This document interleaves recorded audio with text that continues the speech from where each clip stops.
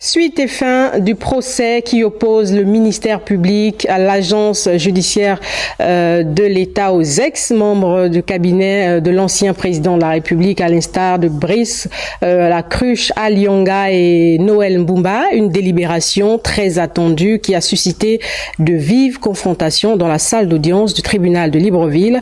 Patricia Lydie Mouélé nous fait le point.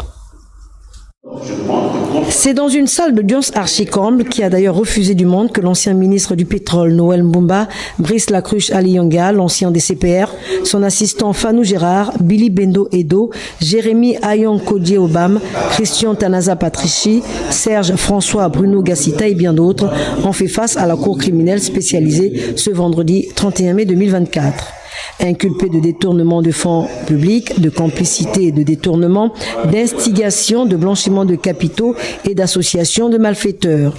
Tour à tour, les accusés, aux côtés de leurs avocats, se sont expliqués les uns après les autres à la barre devant le président de la cour criminelle spécialisée, les magistrats et les jurés, en donnant leur version des faits sur la gestion des 131 milliards de francs CFA issus du contrat de vente du résidu atmosphérique signé avec une société suisse dénommée Augusta.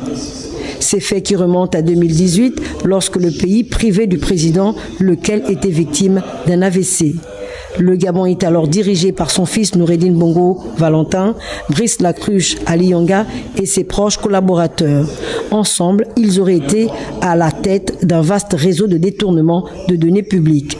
Face aux magistrats, l'on a eu droit à un véritable jeu de passe-passe entre les accusés qui se sont rejetés la faute sous les yeux médusés de l'assistance par l'importance des prétendus bonus ou gratifications perçues par chacun d'eux.